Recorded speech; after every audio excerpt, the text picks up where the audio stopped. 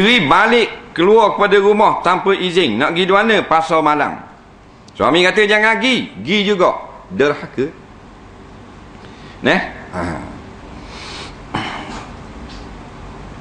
Isteri nak pergi makan puluk, temu natu.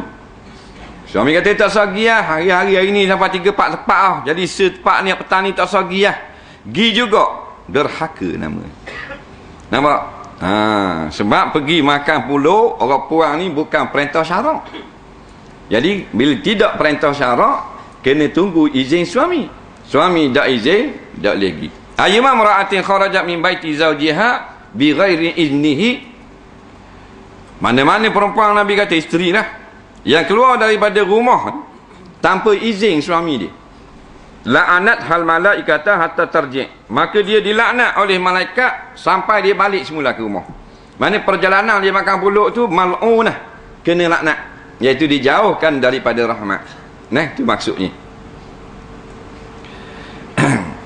Isteri keluar tanpa izin sebab tidak ada makanan yang ditinggalkan oleh suami. Suami pergi kerja outstation, kerja laut 2 minggu, pitih tak tinggal. Apa maksud nak beli nikah tak ada pitih, nak nanak tak ada pitih. Maka keluarlah isteri ni pergi balik rumah mak dia, atau pergi pinjam rumah pitih rumah kawan dia. Maka keluarnya itu tanpa izin, tak dosa. Walaupun isteri suami dia pesan dalam telefon, dalam mesej, kalau keluar kira derhaka. Jawabnya tak derhaka, kerana tak tinggal makanan. Isteri dia nak pergi hospital, cabut gigi, sakit gigi ingat. Suami kata tak boleh pergi. Tak boleh gitu. Boleh pergi ya kalau sakit. Melainkan doktor, suami dia doktor gigi dan boleh cabut gigi di rumah. Dia kena gitu baru faham. Tak, dah bila orang cabut gigi di rumah. Jadi bukan serema maknanya isteri dah ikut derhaka.